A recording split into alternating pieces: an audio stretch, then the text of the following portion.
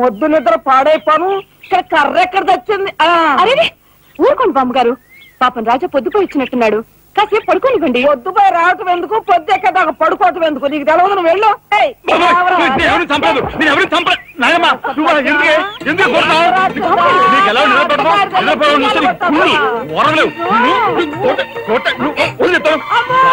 నిద్రపోనకుండా కొట్టుకొని ప్రయోగం చేస్తుంటావు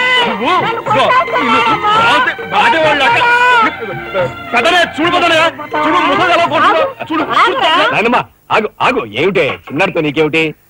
నువ్వు నీ పెళ్ళం ఇట్ట గారాబం చేయబట్టే ఆడు సోంబేర్లా తయారయ్యాడు. సోంబేరి గింబేటి ఆగండి. మిట్ట మధ్యాహ్నం దాకా పడుకోవడం మూలంగా ఇంటికి ఉపయోగం, దేశానికి ఉపయోగం తెలుసా? దేశానికి? అవును మరి. నాలాంటి వాళ్ళకి ఉద్యోగం రాకపోవడం వలన స్ట్రైకులు చేసి బస్సులో తగలబెడతామా? అలాంటివి ఏమీ చేయకుండా యువతలు నిద్రపోవడం మూలంగా దేశానికి ఎంత ప్రశాంతత. ఏమిటినైనా లాభం ఏమ్మా, కానీ సంపాదన లేనోడు 3 పూట్ల మెక్కితే ఇంటికి ఎంత ఖర్చు? అందుకే అర్ధరాత్రి వచ్చి మిట్ట మధ్యాహ్నం దాకా నిద్రపోతాను. దాని మూలంగా రాత్రి భోజనం, తెల్లారి కాఫీ, టిఫిన్లు నీకు ఆదా కాదా? ఏనా ఇక పెద్దనయ్య అంటావా? వాడు మధ్య తరగతి మనిషి, బోడు బరువు బాధ్యతలుంటాయి, 10 మందికి సమాధానం చెప్పుకోవాలి కాబట్టి పొద్దునే లేవాలి. ఇక సీతమ్మ లాంటి వదులంటావా? ఇంటి చాకరీ బోర్డు అంత ఉంటుంది, ఆవిడ పొద్దునే లేవాలి. ఇక చిన్నయ్య ఇదిగో వీడు ఒక పుస్తకాల పురుగు, ఎప్పుడెప్పుడు ఐఏఎస్ పాస్ అయిపోదామని ఉంటుంది కాబట్టి తను పెందడే లేవాలి. ఇక చిన్నపిల్లలు పొద్దునే ఆడుకోవాలి, చదువుకోవాలి కాబట్టి వాళ్ళు పెందడే లేవాలి. నువ్వు నేను ఎందుకే పెందడే లేవటం?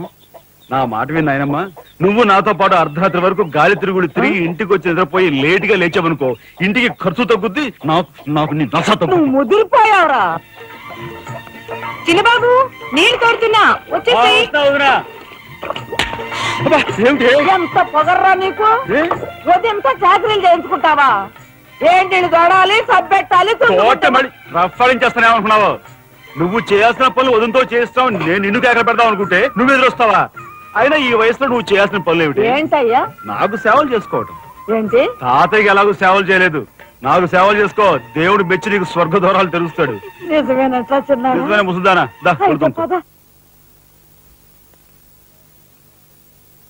పెద్దాడా, ఇల్లు అమ్మేయటానికి తీర్మానించుకున్నావా? అమ్మకి తప్పేటట్లేదు నానమ్మా. మనకున్న అప్పులకి ఇల్లు కాదు కదా, ఈ వీధి మొత్తం అమ్మినా ఏమీ తీరం. నువ్వు నోరు మీరా? ఆడి మాటలకేం గాని మీ తాతయ్య రెక్కలు బొక్కలు చేసుకుని ఇల్లు కట్టించాడ్రా. నా బొందులో ప్రాణం ఉండగా అమ్మ నేను నన్ను చంపుకు తిన్నంత ఒట్టే. ఈ మాత్రం దానికి అంత పెద్ద పెద్ద మాటలు ఎందుకు లేనమ్మా? అమ్మలే ఆ తిప్పలేవో నేనే పడతాను. అన్నయ్య, అసలు గొడవేమీ లేకుండా నేనే చదువు మానిస్తే? అయ్యి బాబోయ్, భలేవాడివే. చదువు మానేస్తానంటావేంటి? నువ్వేదో కలెక్టర్ అవుతావు, ఇంటెల్ పాదిని ఉద్ధరిస్తావు, మేమంతా నీ మీద ఆశ పెట్టుకుంటే తప్పురా అన్నయ్య. ఆ పని చేయకు. అవును, ఇప్పుడు నీ అయ్యే చదువుకి ఎంత ఖర్చు అవుద్ది? ఢిల్లీ దాకా వెళ్ళాలంటే 500 ఖర్చు అవుతుంది. ఆ పైన ఎగ్జామ్ ఫీజు, ట్యూషన్ ఫీజు, పాత బాకీలో కలిసి కనీసం 25,000 అవుతుంది. 25,000? మా బాబే అంతేనా? 25,000 అంటే ఇదిగో మా పెద్దనే సర్దుకుంటాడులే. సర్దుకోపోతే నువ్వు సర్దుకుంటావా? నువ్వు ఇష్టం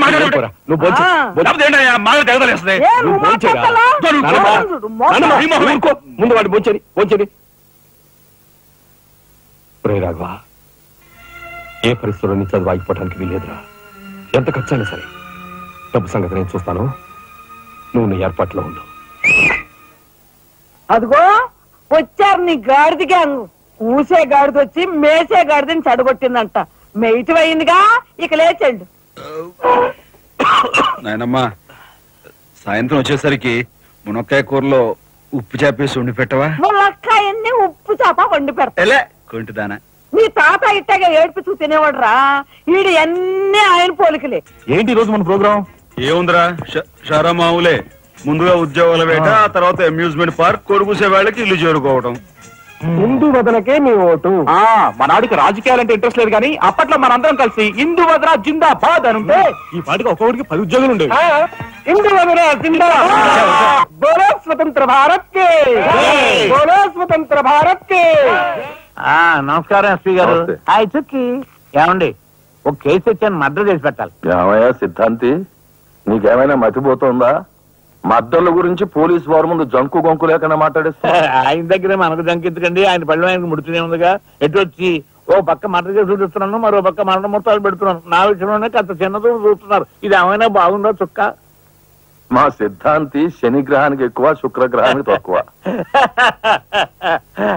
చదువు నవ్వుని పళ్ళుని ఒకేసారి మూసేయి. ముందు కేసు మాఫీ చేసే పని చూడు. ఏదరా ఒకటే ఉంది. ఏ ప్యాడ్ కూడా పెట్టుకొచ్చా కక్కుర్తి.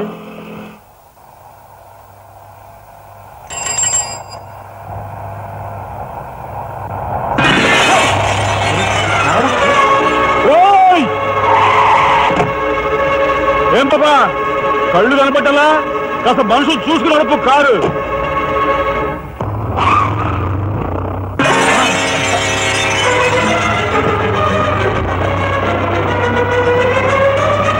ఎంత పొగర్రా దీనికి.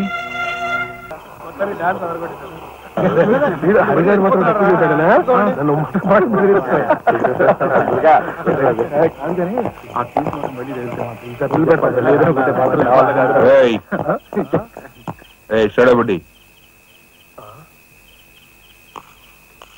ఏంటి సార్?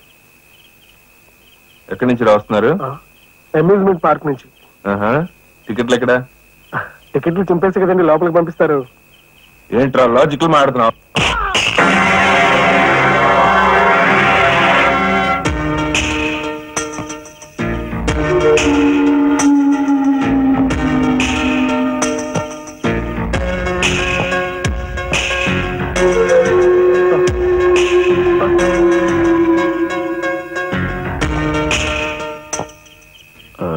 ఎందుకు సార్ మా వాడిని కొట్టారు? పక్క వీధిలో కార్మిక నాయకుడు మర్డర్ జరిగింది. ఆ మర్డర్ చేసింది మీరే కదరా? ఏంట్రోయ్ డ్యూటీ దిగిపోతూ మందు కొట్టి ఇంటికి వెళ్తున్నారేమో డౌట్ వచ్చి. ఏంట్రా కూర్చో.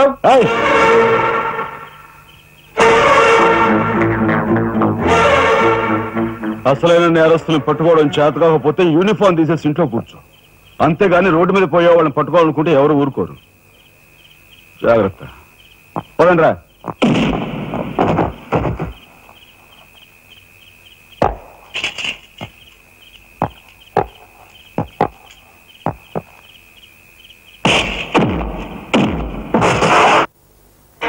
పోలీస్ ఇన్స్పెక్టర్ అయ్యి ఉండి వాళ్ళతో దెబ్బలు తింటాను నీకు సిగ్గులేదు? 24 గంటల్లో ఆ గ్యాంగ్ ని పట్టుకుని పోలీస్ స్టేషన్ లో పెట్టకపోతే? రామయ్య, వాడేదో నీ పోలికలతో పుట్టాడు కదా అని కాస్త గారాబం చేశాను అంతే. నెత్తి కూర్చున్నాడు. ఏ లోకల్లో ఉన్నావో ఏమో.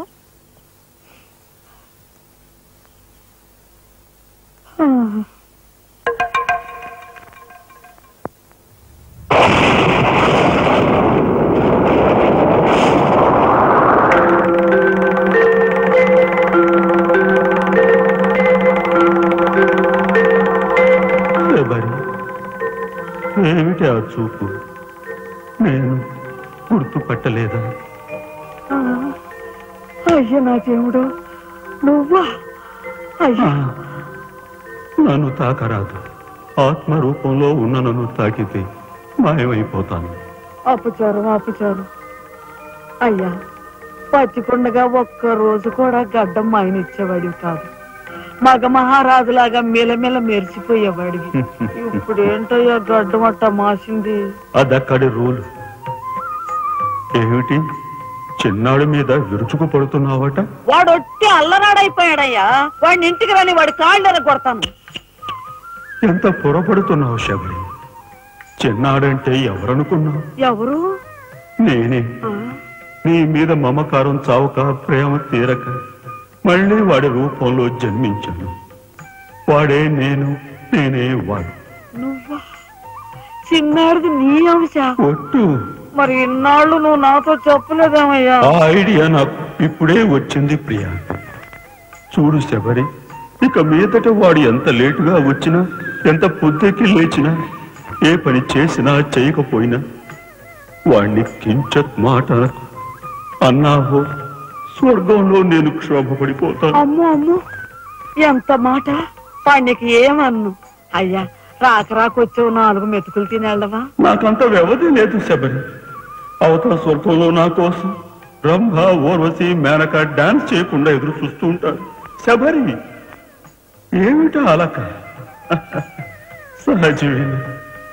చూడు శబరి, నువ్వు నాకు పాదాభివందనం చేసుకుంటే నీకు స్వర్గం ప్రాప్తిస్తుంది. అక్కడ మనం కలిసి డాన్స్ ఆడదాం. నిజమా?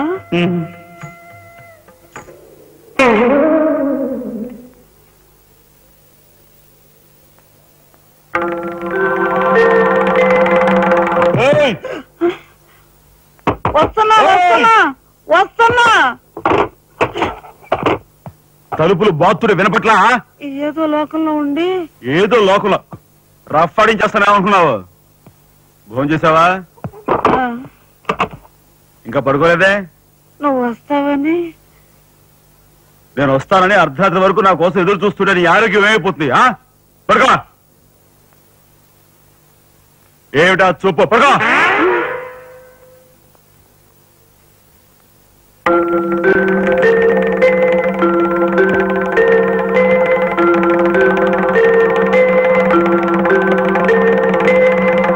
ఏమండి, రాఘవ్కు పంపించాల్సిన 25,000 గురించి ఏం ఆలోచించారండి?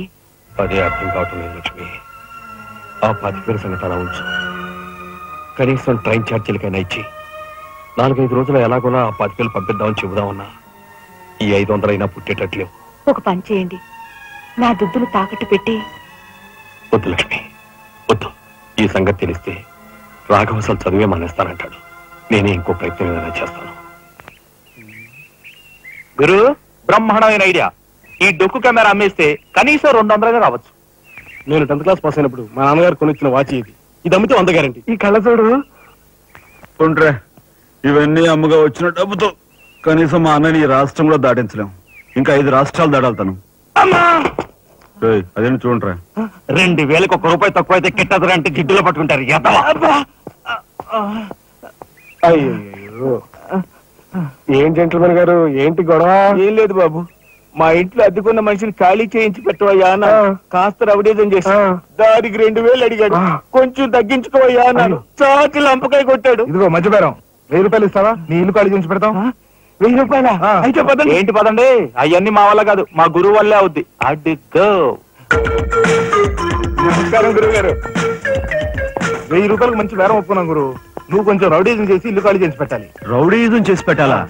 రఫ్ ఆడిస్తాయేమనుకున్నావా? పాపం ఆయన ఇల్లు ఆయన ఖాళీ చేసి పెట్టడంలో తప్పే ఉంది. న్యాయమే కదా, ఒప్పుకో గురు ప్లీజ్. అంతేనంటావా? సరే బాబు, ఒక మాట, అది సామాన్యురాలు కాదండి. రాలు అంటున్నాడు. కొంప తీసి ఆడదా? అవునండి. ఆడదాని మీద నా ప్రతాపం చూపించడమా? సిగ్గులేదు.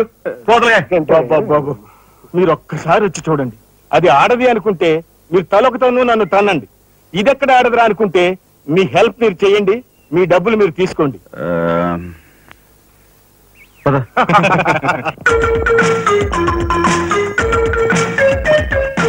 ఇదేనండి ఇల్లు.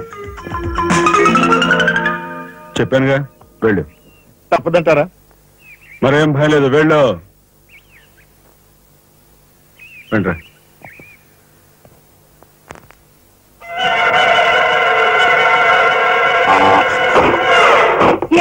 మా ఫ్యామిలీ రోడ్డు మీద ఉందమ్మా. ఈ కన్యాకుమారిలో చాలా గొప్ప తల్లి.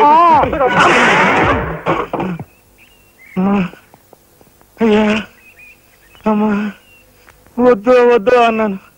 వెళ్ళు అన్నారు. తీరా లోపలికి వెళ్ళి చూస్తే అది మాత్రం ఆడది కాదండి బాబు. దీని సంగతి నేను చూస్తా.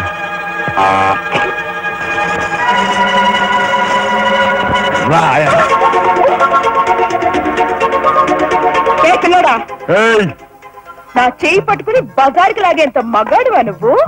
ఎంత ధైర్యం నిన్ను! చేయి చూసావు ఎంత రఫ్ ఉందో? నాతో పెట్టుకోకు, రఫ్ ఆడించేస్తా. నువ్వు నాతో పెట్టుకోకు, నీ పని చెప్తాను. సూరమ్మత, అప్పాయమ్మ, వెంకాయమ్మ, సీతమ్మత. పొడుస్తా. పీకు, నీ బోర్డు పీకు. ఈ కత్తి ముయ్. పొడుస్తా. బోర్డు పీకో. కత్తి ముయ్. బోర్డు పీకో. రాయ్, మీరు లోపకెళ్ళండి. దీని తాలూకా ఏది దొరుకుతా తీసి బయటపడండి.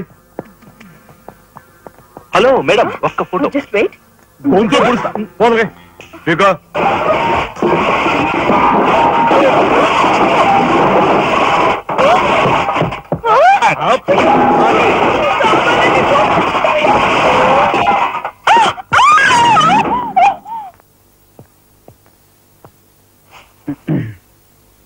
చిన్నాయ్, నువ్వు రేపే ఢిల్లీ వెళుతున్నావు. వారం తర్వాత ఆ 25,000 నీకు అన్నయ్య పంపిస్తాడు. ఇదిగో నీ ప్రయాణపు ఖర్చులు 500. ఏంటి అన్నయ్య ఏమన్నాడా? అన్నయ్య ఆజ్ఞ అనుకో, నా రిక్వెస్ట్ అనుకో.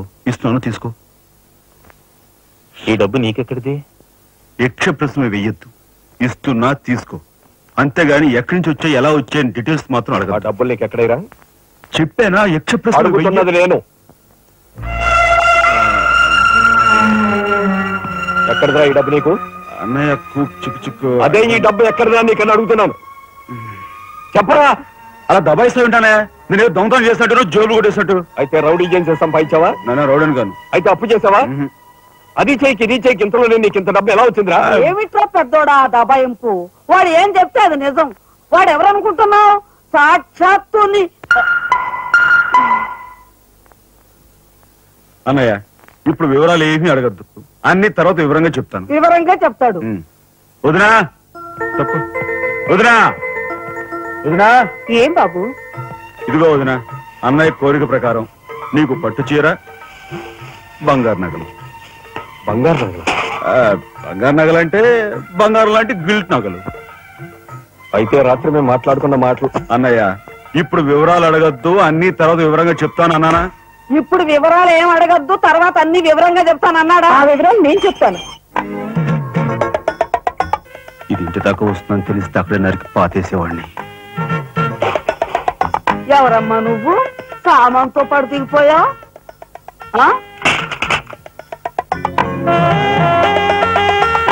Excuse me. యారా ఏమిటి? వాళ్ళ నలుగురిలోనూ అడిగితే తలా ఒక తన్ను తంటారేమోనని ఇక్కడికి తీసుకొచ్చా. ఆ అమ్మాయి ఎవరు? ఆ అమ్మాయికి నీకు సంబంధం ఏమిటి? నిజంగా నాకు ఎలాంటి సంబంధం లేదు. ఏం సంబంధం లేదా?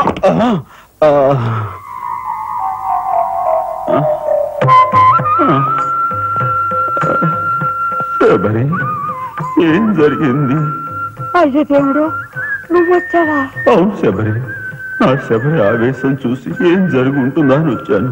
ఏం జరిగింది? ఇంకా ఆవేశం ఏమిటయ్యా? నీ అంశతో పుట్టిన నీ మనవడు ఏం చేశాడో చూడు. ఆ అమ్మాయిని ఎవరినో తీసుకొచ్చాడు. ఎవరైనా మన ఇంటా అంటా ఉందా? శబరి, నువ్వు అనుకున్నట్టుగా చెను వాడు అలాంటి వాడు కాదే. నువ్వు అనవసరంగా ఆవేశపడలేవయ్యా ఆయన సమర్థిస్తున్నావు. ఆ పిల్లేమో నా శీలమో నేను రోడ్డును పడ్డా అని అంటుంది. ఇప్పుడు ఏ ఆధారం లేని ఆ పిల్లని మన ఇంట్లో పెట్టుకోవాలా అక్కర్లేదా?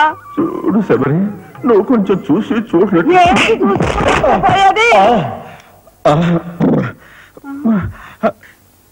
నాయనమ్మా, ఏం జరిగింది?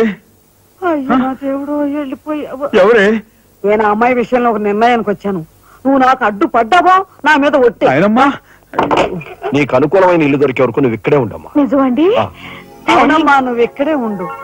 బామ్మ, తప్పుకోండి చిన్న బాబు గారు. బామ్మ, మీరైనా నా బాధను అర్థం చేసుకున్నారు. నా రూమ్ ఎక్కడా? రైటా లెఫ్టా? రైటే, బాత్రూమ్ ఉంది, వెళ్ళు. ఎవరు మీరా? ఇటు వెళ్ళమ్మా. థ్యాంక్స్ బామ్మ. తర్వాత చూసుకుంటా. ఏమిట్రా వేలు చూపిస్తున్నా? 1,000 కదే, మొత్తం 5,000 చూపించి ఇక్కడే ఉండు అంటున్నాను. ఏమిట్రా, ఏం జరిగింది? మీ ఫ్రెండ్స్ అందరినీ పోలీసులు వాళ్ళే ఎక్కించుకొని తీసుకెళ్తున్నారు.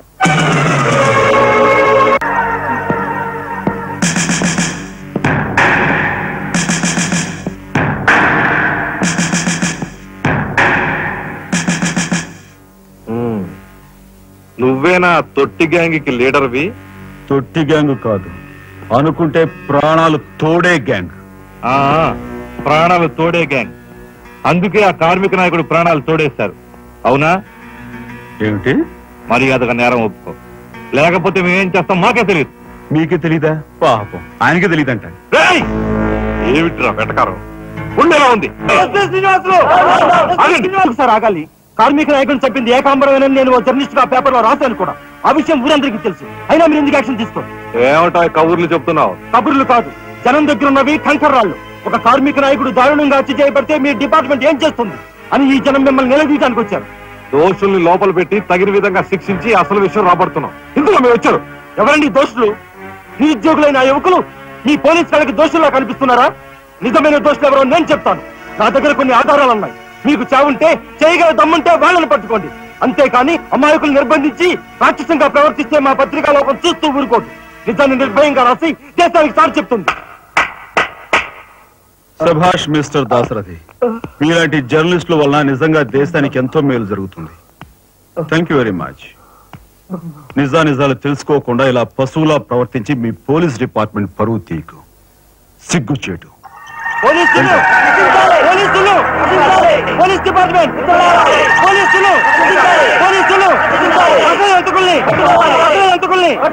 లోపల రండి దాసరథి గారు.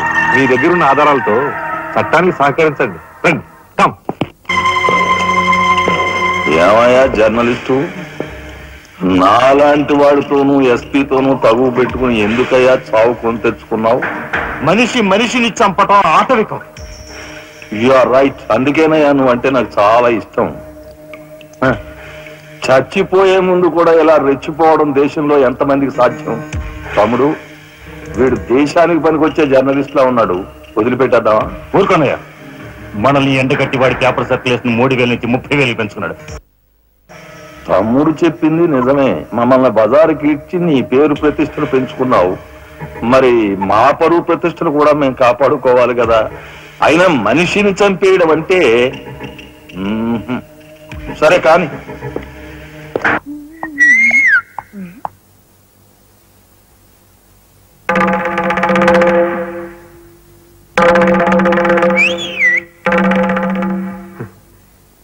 ఏమిటా చూపు? నేను మావాడు ఒకేలా ఉన్నావునా? అదంతేలే. అవును, నీకు మావాడంటే చెయ్యిలా చూపించి 4 మడత పెట్టి, చెయ్యి చూసావా ఎంత రఫ్ గా ఉందో?